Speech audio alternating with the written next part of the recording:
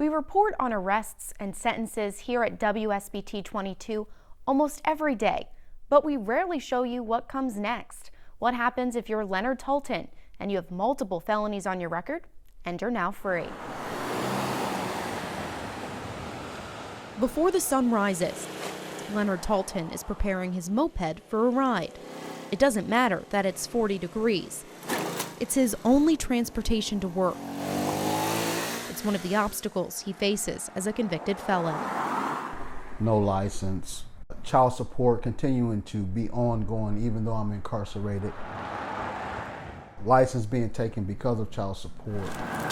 Not being able to drive to get to the really good jobs that hire felon, that's felony friendly. He's restarting his life again. He first spent time in prison as a teenager in the 90s.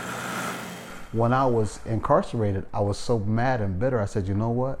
When I get out, I'm gonna start me a gang. And when I start me a gang, I'm just gonna do everything I wanna do. That's what he did. But then he turned his life around after having sons of his own. It's cold.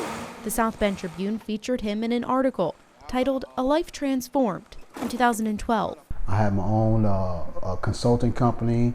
I had my own nonprofit organization, IMU Incorporated, and I was the coordinator for a robotics program who it was doing great. That success didn't last. Talton was arrested on April 9th, 2014.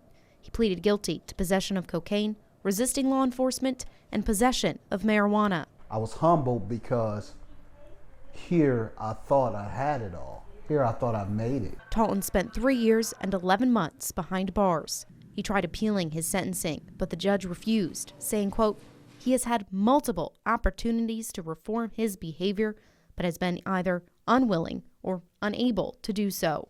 It isn't always because they as individuals aren't doing all that they might be, all that they could be. They didn't really change while they were away. Day Bryant is a community psychologist at IU South Bend. As the director of the Social Action Project, she spent the last decade studying the barriers people face when leaving prison. She says being rearrested isn't always an individual failure. See, all that I've come across is resistance.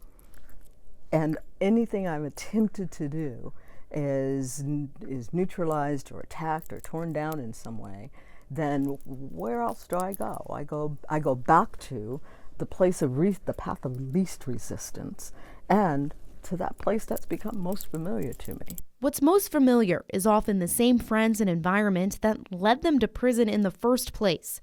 The Indiana Department of Corrections did a study following offenders released during 2014. By 2017, almost 34% had been arrested again. Talton is determined to not be a part of that number. He was released this past March. Part of his parole is dealing with his alcohol addiction. He goes to therapy and a weekly support group for people recently released from jail. That's a day-to-day work. That's a day-to-day process, you know what I mean? I have gotten frustrated and wanted to use. I have wanted to give up and quit, but there's just something that won't allow me to risk being back incarcerated. Bryant says people with no criminal history can help lower the rearrest rate too. It begins with a willingness to accept information that doesn't jibe with what I expect, to be open to learning something new about a person or a situation, but it doesn't stop there. Talton says working to get people to trust him again can be frustrating, but the work is for his family. I want to be a successful grandpa and a successful father. I want to finish.